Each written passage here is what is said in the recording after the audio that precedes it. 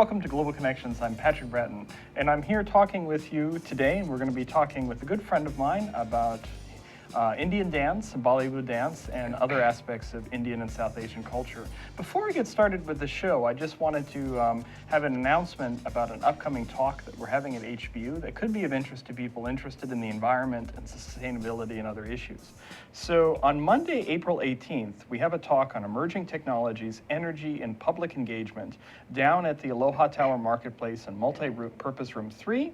It's a talk by David Berube, who's a research professor in science and technology at Northern Carolina State University. So it's at Monday, April 18th at 5:30 p.m. HBU down at the Aloha Tower Marketplace. So should be quite interesting. I hope to see you there. So anyways, back to what we're going to be talking today, and we're sort of blessed to have a special visitor today, Dr. Sai Bhatawadekar, who is a professor of Hindi and Urdu at the University of Hawaii at Manoa.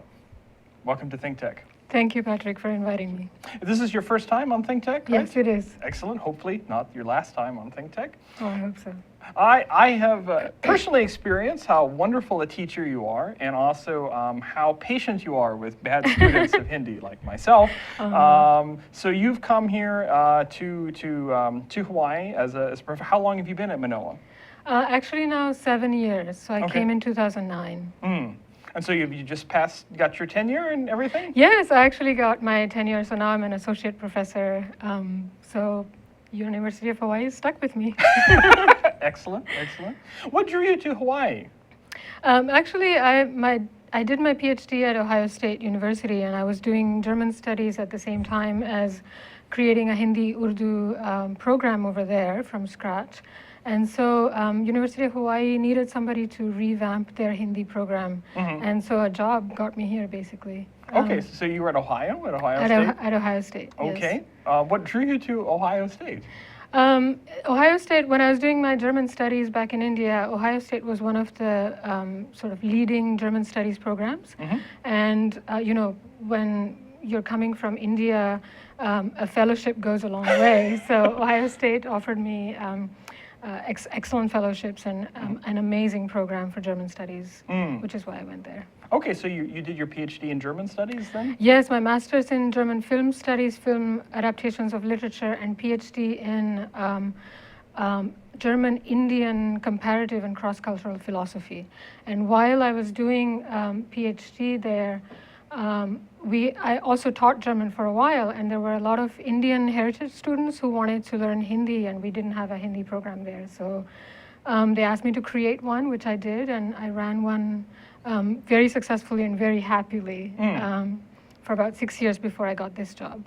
Okay, that's interesting. I mean, one thing we always hear about is sort of in the late 18th, early 19th century, and particularly in a lot of continental thinkers had this interest in sort of Indian philosophy and religion and things. Is that what you were studying? Yeah. I looked at 19th century German philosophy and all these romantic philosophers who were really interested in the East in general and India in particular for the kind of romanticization of the East that they did at the time, where they thought that the East was sort of in religious bliss, as it were, living in harmony with nature and a kind of amazing, blissful concept of universal self and so on. So they a lot of them studied Sanskrit. They kind of looked at a lot of texts, translated, and tried to figure out what they could learn. There were also philosophers who criticized India, obviously. So you have a very interesting relationship with India in 19th century Germany, with glorification, but also very criticism as a philosophy that is stuck in the childhood stages of history and so on. I mean, this seems very similar to debates that are happening now or in the past several decades about how people in the West look at India, where on the one hand you have, if you permit me, sort of like a romanticization of a spirituality, and ever since, I don't know, the Beatles, I guess, going to India and trying to find their gurus, sort of thing. On the other hand, you have the criticism of whether it's about, gender issues or the caste Right, system and things right. that this is a country that's, quote unquote, backward or behind Right, or right. something. I mean, it seems a similar. Yeah, sort I of- think that's why it's very important to go back to earlier times where these kinds of rhetoric got formulated and crystallized that we still have today. So I think those in some ways go hand in hand, where the romanticization of spirituality, or whatever you call it, goes hand in hand with the kind of sort of backwardness that is associated with people living in that sense of spirituality. So there are, these are two sides of the way we look at cross-cultural issues, and it's not just one-sided. And this is part of what I do. It's we're stuck sort of in thinking that the West somehow understands or misunderstands the East, but these kinds of interpretations are more dynamic, and they are sort of influential on both sides or various sides, that we have to realize that we're constantly doing sort of creative cross-cultural interpretations of our own selves and others that we come across. Okay, interesting. Would you say, I mean, for one thing that perhaps that you've been following, is there a sort of an example or a thinker that you would say sort of is a good example of this, or? From the thinkers of, so I have worked extensively, like I said, on both sides of looking at the East. So the one thinker is Hegel, which is a big star in philosophy in general, who, like I said, looked at India as a country, as a people, as a religious philosophy that is stuck in the childhood stages, that we have nothing to learn. The enlightened European has nothing to learn from the East. And then we have his rival, Schopenhauer, who absolutely embraced Hinduism and Buddhism both as philosophies that can transform Europe, and the philosophy that had a lot in common with Plato and Kant and so on and so forth. So you have, two very sort of diametrically opposite examples. Interesting. So we went from Ohio State to Manoa, but before Ohio State, you're a Bombay girl in origin, yes? Yes. Okay. I grew up in Bombay or Mumbai. Every time I say Bombay, people say, "Isn't it Mumbai now?" And yeah. So I grew up there. I went to a very vernacular medium, Marathi medium school. So I started learning English when I was in 5th grade, A, B, C, D. We never spoke English in school. So when I kind of pushed myself to go to a more cosmopolitan college, I remember being very anxious and anxiety-ridden about my spoken English. And then I did my bachelor's also in German studies in Bombay, and then in Pune, which is a kind of a city about 300 kilometers from, maybe I'm wrong. I'm bad with numbers. So maybe it's, anyway. So it's nearby, and it is a cultural center of Maharashtra, the state where Bombay and Pune come from. There I did bachelor's in German studies as well. And then I came to Ohio State. Okay, interesting. And then I lived in Germany for a while too. Okay, very cosmopolitan sort of place. But you've liked coming here to Hawaii, and you really sort of feel at home at Manoa in Hawaii, right? Absolutely. Actually, Manoa reminds me of west coast of India a lot, because you have the vegetation, the mango trees, the chiku trees, the breeze from the ocean that is so familiar to me. So it really feels like home. Okay. We need more bandar, though, more monkeys. Right? You mentioned the mango trees. Oh, I think we all do our monkey business. So. Interesting. So one of the reasons I was interested in having you on the show is that I know you've been very instrumental in creating a dance group here in Hawaii. Aaja Nachle. Aaja Nachle. Yeah. Which means? Which means come dance. That actually means come dance. And it's there was a movie called Aaja Nachle which came out a few years ago with this amazing dancer actress whom we all love, Madhuri Dixit. She's a phenomenal, spectacular dancer.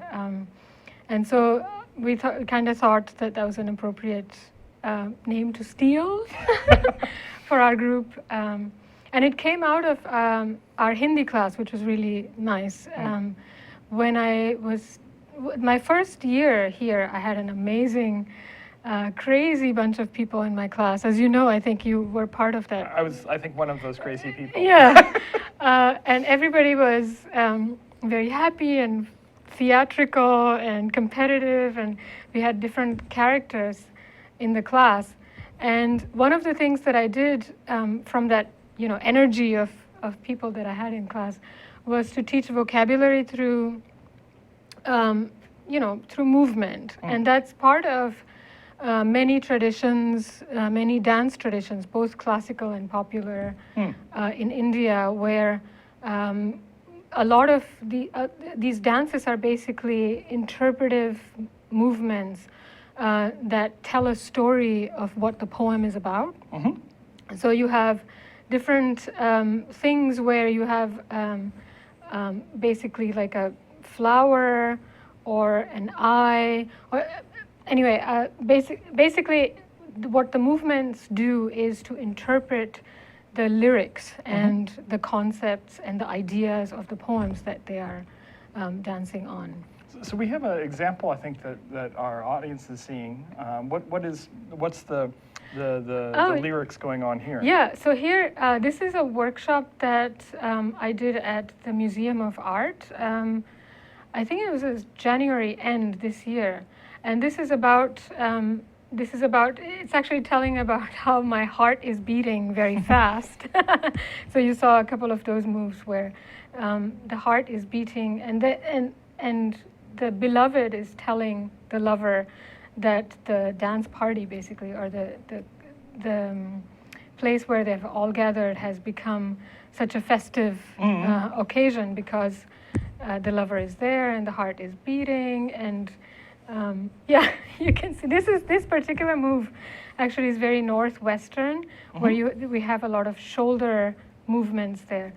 These clips talk about how you can have stars in your hair and a moon as your bracelet and so on. So this was actually a very lovely workshop where a lot of people came forward on a full stomach to enjoy a simple workshop that can actually really happen within 15-20 minutes. 15-20 minutes? Yeah, I mean, you can have an entire simple song which you choreographed before. You can teach that in about 15-20 minutes, and then you can dance together with 15. I've done workshops with 15-20 people to 100 people, and they've all picked up these simple moves very quickly and gotten a really hard workout doing that, actually. So we're all sweating profusely. And that would be a very sort of, you said, a modern sort of Northwestern style of dancing? That one part of that move, the shoulder move, where we have a lot of up and down with, along with these hands. But you have other, like here now you see you have a gesture about an arrow, which is a common metaphor in Indian poetry, where the lover's eyes feel like so sharp that they're arrows being shot from the arrows of love being shot from the eyes that get stuck in the beloved's heart and so on. So yeah, that one shoulder move was Northwestern, but otherwise Bollywood, the one good part about Bollywood is that it draws from so many traditions. It draws from Kathak, which is a very northern classical style. It draws from Bharatnatyam, Kuchipudi, which are southern classical styles.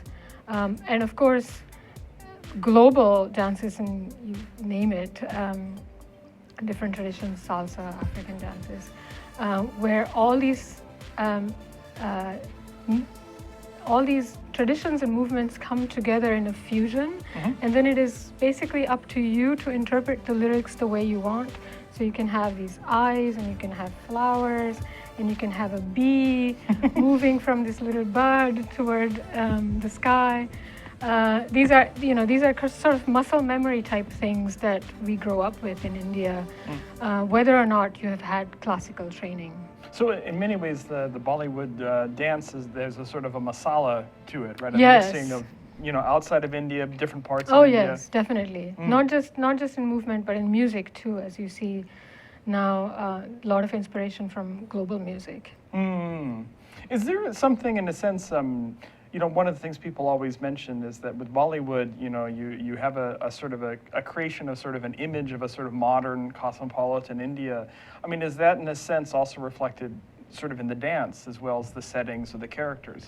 Yeah, definitely. I think, and this is also part of what I'd done a few years ago, is to see the global orientation of Bollywood, which sort of started around mid-90s. It's about 95 or so, this big movie came out, Dilwale Dulhaniya Le Jayenge, which opened the markets to the West. India basically opened its markets to the West, which also meant that Bollywood had this programmatic way of appealing to the movie-watching crowd that was in America, in England, in Australia, and so on. So there was a movement to sort of appeal both thematically, musically, movement-wise, to all of us who live abroad and give solid dollars to the industry, basically watching movies. So there was a big trend in the Bollywood of late 90s and 2000s and so on that talked about living abroad and wearing designer jeans and going to a high paying corporate job, but coming home and then sitting in front of your altar and praying to your God and singing national anthem at your child's school event or something, and then sort of this mixture of global values that still keeps you very Indian at heart, but a global citizen. Okay, interesting. So it's kind of one thing that you shared with us in our class that I'll never forget is some of these cartoons and things that because one of one of the challenges in India, right, is many different languages, religions, local customs, different, but bringing everybody together in sort of one India, right? And I remember you showed us the song with the video, the Ek and Ek, one but many, right? Yeah. And that was sort of like a building up an internal Indian identity, but now with Bollywood, it's sort of Indian identity plus the world in a sense. Or? Yeah, obviously the cartoon film that I showed you guys, that was part of the nation-building agenda at the time. I think this film is from the early 80s, maybe. And that film was about how no matter how many different languages we speak or how different we look or our culture and food and everything is different, how we are Indian at heart. So we kind of grew up with that rhetoric. We grew up with that sense of oneness that is over and above the diversity that we have. Of course, this is a controversial topic, and especially very, very controversial with Bollywood being the face of India, because as we know, Bollywood homogenizes a lot of cultural variety that you see in India, linguistic variety. You can have, depending on who the writer is, who the director is, who the musicians are, a lot of specific regional moves end up being the face of India, which is controversial because that sort of glosses over a lot of intricacies and diversity that we have. For better or for worse, that's what is happening. And in many ways, it has contributed to a kind of excitement about India and about Bollywood that was not there before. So I remember after I came here, there were a number of years where we would be embarrassed to watch Bollywood movies with our American friends because it's like, oh my God, this stupid melodrama, and this is crazy, and these people are dying and bursting out in a song in the middle of an emotional crisis, and what is this? I mean, it was really embarrassing. But as and you can feel tangibly the way the excitement grew, and now how everybody's it's like, oh yeah, this is a Bollywood movie, and that we laugh and cry and own it somehow, own the melodrama and enjoy it, and that becomes part of our sort of how commercial face in some ways. I see a lot of times I say this because I sort of see this as part of myself as an educator, where I acknowledge that yoga sells and Bollywood sells and Bollywood dance sells, and so you kind of instead of fighting it, instead of fighting that image, how you can make use of that image to get people to come and feel interested about the culture and languages and so on, and then from within that interest, as an educator, dismantle the stereotypes that we may have built, or the kind of very narrow images that media feeds us and so on. So I somehow feel that that's part of what I do when I teach Hindi, when I do my Bollywood classes, or when I work in philosophy or cinema studies, is to acknowledge and make use of the image that has been created in order to get people to then start thinking more nuanced and more informed about Indian culture. Okay. All right. We're going to take a short break for a couple of announcements, but we'll be right back with Sai. Aloha, this is Maria Mera, and I'm here to invite you to my bilingual show, Viva Hawaii on Think Tech Hawaii, every other Monday at 3 p.m. We're here to inform, motivate, and entertain you. Join us. Hola, soy María Mera y estoy aquí para invitaros a mi show bilingüe Viva Hawaii en Think Tech Hawaii cada 2 lunes a las 3 de la tarde. Estamos aquí para informaros, motivaros y entreteneros. Apuntaros. Aloha, my name is Richard Emery, and I host Condo Insider. We talk about issues facing the condo association throughout Hawaii and talk about solutions. When you think about it, about 1/3 of our population lives in some form of common interest real estate. We broadcast every Thursday at 3 p.m. Please tune in and thank you. Aloha. Hi, I'm Donna Blanchard. My show on Think Tech is Center Stage. I interview artists of all different ilk on the show, and we talk about what they do and how they do it. Those are both really fascinating. What I find most fascinating about all of my interviews is talking to people about why they do what they do, what the process does for us, what the actual artistic process is. I hear all the time from people that they watch the show and they feel inspired. My guests tell me a lot that they feel inspired to go home and create something new and exercise, flex that artistic muscle. And I hope you will too. I hope you'll join us on Wednesdays at 2 o'clock on the Think Tech Hawaii digital series. Aloha, my name is Reg Baker, and I'm the host of Business in Hawaii with Reg Baker. Business in Hawaii is a program that is positive stories about business in Hawaii. We're tired of hearing the negativity and why it's the wrong place to have a business. We talk about the positive reasons for having a business in Hawaii and how to be successful. We broadcast live every Thursday at 2 o'clock. We look forward to seeing you. Aloha. You're watching Think Tech Hawaii, 25 talk shows by 25 dedicated hosts every week, helping us to explore and understand the issues and events in and affecting our state. Great content for Hawaii from Think Tech. Aloha, I'm Kaui Lucas, host of Hawaii is My Mainland, here on Think Tech Hawaii every Friday at 3 p.m.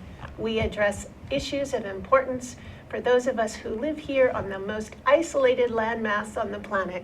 Please come join me Fridays at 3 p.m. Mahalo. You're watching Think Tech Hawaii, 25 talk shows by 25 dedicated hosts every week, helping us explore and understand the issues and events in and affecting our state. Great content for Hawaii from ThinkTech. Aloha! How you doing? It's me, Angus McTech, wishing you to welcome and join us to see us on Hibachi Talk on ThinkTech Hawaii.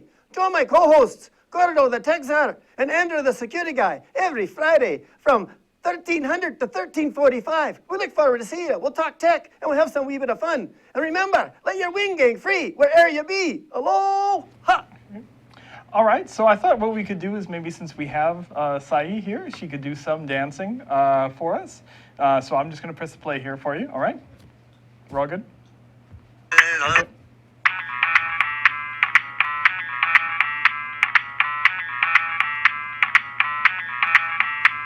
मैं डालू ताल पे भंगड़ा तू भी गिद्दा पाले चल रंग जमा दे हमके बने सभी मत वाले मन कहे कि मैं ले आऊं चांद और तारे सारे इन हाथों पर मैं चांद रखूं इस मांग में भर दूं तारे हेलो हेलो तू फ्लोर पे जब है आई येलो येलो बड़ी सॉलिड मस्ती छाई हेलो हेलो तू मुझे घूमने लगाई येलो येलो कंट्रोल करो मेरे भाई लड़के ये दिल छन छन बोले हमने सारी चूड़ियां रात बड़ी है मस्तानी तो दिल भर जानी कर ले गल्ला बूढ़ियां Thank you.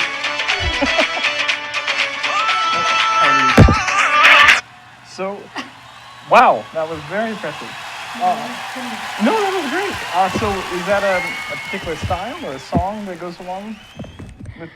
Yeah, no, so that was the song that I showed you earlier about the workshop. It was about the yes. heart. And then the bracelets making a sound, and then this beautiful night that is turned into a festive occasion. So, and that it was the moon that was becoming a bracelet and stars that were, that was part of the hair. So, yeah, it's a silly little song. Interesting. I mean, what got you when you? I mean, so you came to Manoa. You're teaching Hindi. You're teaching Urdu, and then you just, I guess, start a dance group, or how did it? How did it come to you? So as I said, the first batch of students that I had were so exciting, and I had this amazing, wonderful student, Nada McClellan. So she was really into this learning vocabulary through movement, and then we danced in class, and then she said, why don't we make it into a regular thing, like a weekly thing? Maybe we can come together and start dancing. And so before I knew it, she and I ran with it. We created a Facebook page, and then she and I started this group 2012 now, so about 4 years ago. And initially we did a couple of dances that were simple and sweet, and then we started meeting every week on Sundays at 5 o'clock on campus. And then more and more people started coming. And now actually we practice just under the Kennedy Theater on East West Road, so it's public.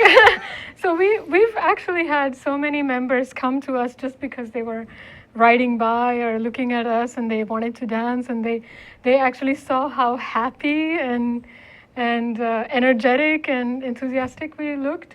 So she and I started the group, and then we started having people come join us, and now we have amazing set of people. We have Sumoha Jani, who is trained in Kuchipudi, so she does a lot of Kuchipudi inspired choreographies.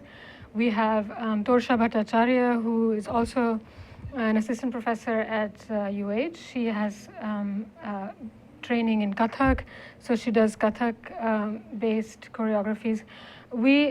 So what we do is we basically either do choreographies individually, or we come together and do a group or so.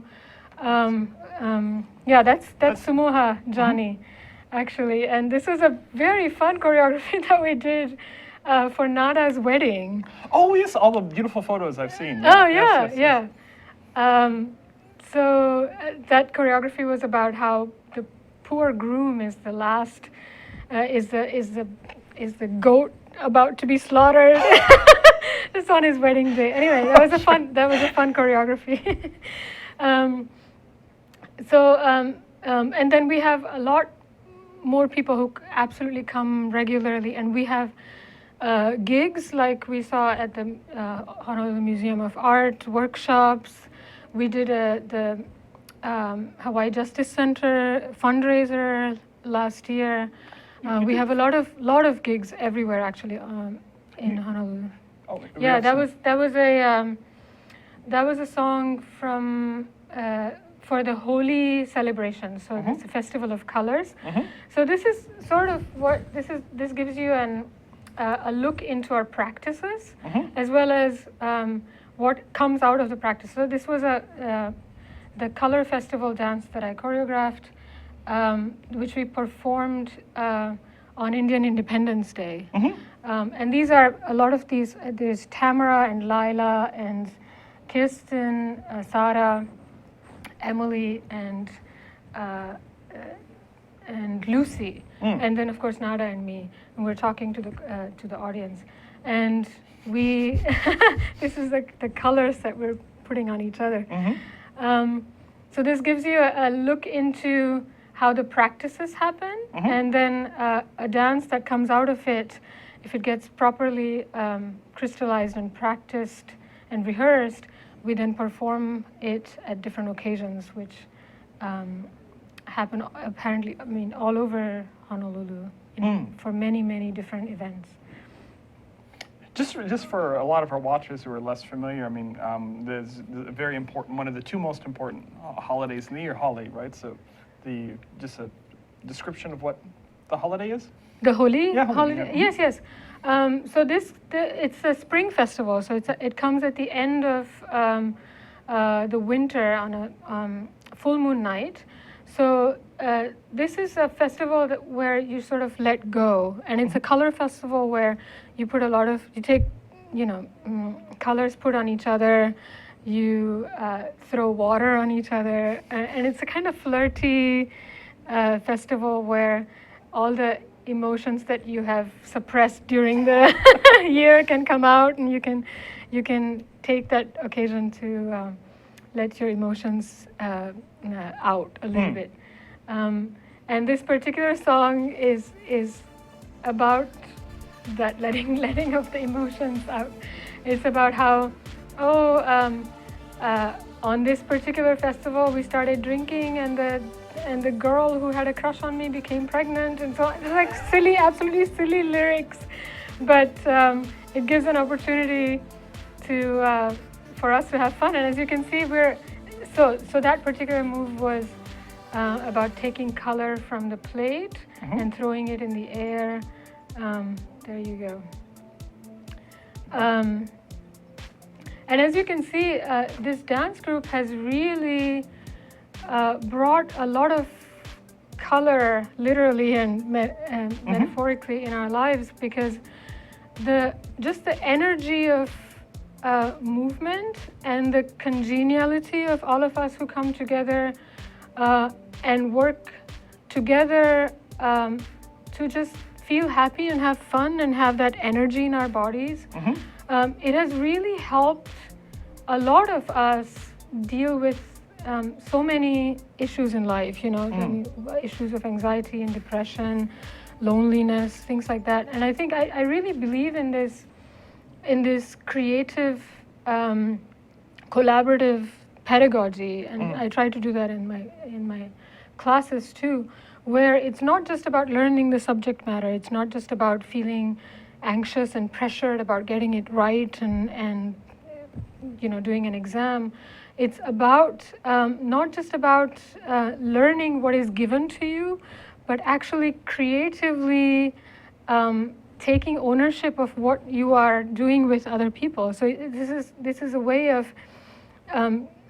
feeling empowered about yourself, where you are actually contributing to the creative process and then presenting that work in front of a lot of people, where in some ways you kind of lose the anxiety of putting yourself out there because you have worked together with so many people and you feel happy and empowered inside, that boosts your not just your confidence, but your learning process itself. You know, that it becomes more than just the subject matter that you're learning. It contributes in many positive ways to who you are as a person and how you behave in society. This gig was the spring gig at the Honolulu Museum of Art as well. Art After Dark. This was Art After Dark. Yeah, and this is another very energetic song that also is about. Actually, it's about drowning in love. Drowning in love. Drowning in love. Interesting. We just have a couple minutes left, so I was wondering maybe if there were any kind of closing remarks you might, in terms of just people who are interested, they want to go see you guys or join in. Maybe just you guys meet underneath the Kennedy Theater, right? So every Sunday at 5 o'clock, we meet under the Kennedy Theater. So it's an open space. It's completely free of charge. It's something that we do for us and the community. So anybody can come. There's absolutely no requirement of any dance background. You can come and go whenever. We start at 5, but usually we stick around till 7:30, doing our choreographies, our dances, teaching. Anybody is welcome to bring their own style. So we have a lot of people, like I said, from not just classical backgrounds, but we have people who do salsa and even burlesque.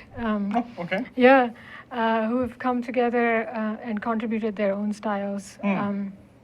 So it's 5 o'clock, Sunday evenings. Parking is free on Sundays on campus, so that's a really good thing. And it's completely free for anybody to come and enjoy and feel happy like us. If someone was like the Academy of Art, or I know you guys have also performed, I think, at the Bollywood Film Festival. Yeah, we have become sort of a standard feature of the Bollywood Film Festival, and many other film festivals that happen at Doris Duke, because we do the reception, the opening reception, and then a workshop. Because the Bollywood Film Festival is about a month long in January, so you have the opening film and reception, and also a couple of times we have performed just before the film showing, if we have choreographed a song from that particular film and so on, and workshops, which people have enjoyed. Yeah. Okay.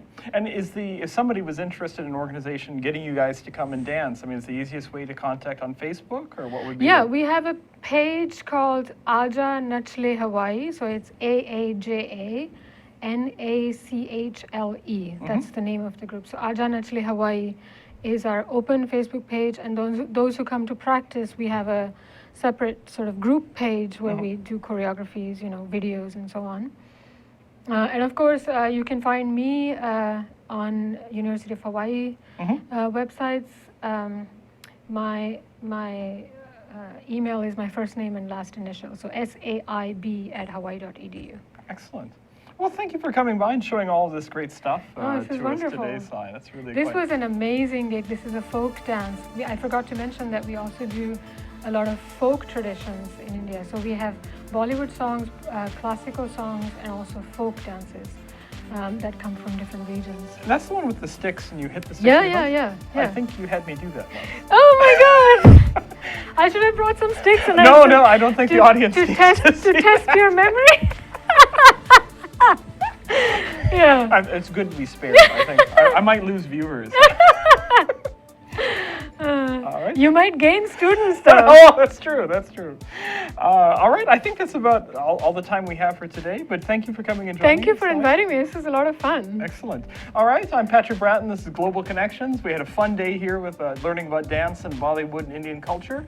Next week, we'll do something completely different, as Monty Python used to say, and we'll be talking with Dr. Todd Belt from UH Hilo, who's going to talk about his new book about the American presidency. I don't know if we can get Todd to dance, but I'll work on it. All right. right, well, thank you to Jay and Zuri and Nick and the whole Think Tank team, and I hope to see you guys next week.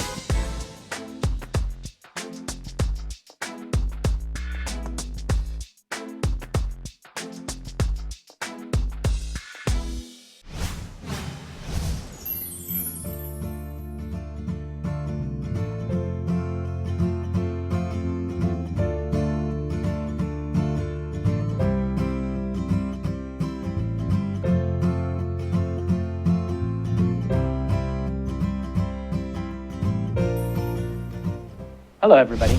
I'm IC Davidson. Thanks for tuning in to Think Tech Hawaii. One of the things that we do here, or the thing that we do here, is promote civic engagement in Hawaii. What does that mean? We want to talk about things that people want to hear about, and we want you to engage us and be part of that conversation. One of the ways that you can do that is by joining in during our live show via Twitter. How do you do that? Well, you get on the interwebs and get Twitter, get an account, and mention us if you have a question. What you'll do is you tune into our show live, tweet us questions, and our hosts and guests will address them accordingly. It's really easy, it's really fun, and I think that your participation in what we're doing here will help us continue the dialogue on very important issues that we're trying to cover. Sustainability, clean energy, you name it, we're on top of it. We want you to be part of what we're doing, because together we'll be able to make things change. Thank you for watching. Think Tech Hawaii, thinktechhawaii.com, weekdays 12 to 5 p.m.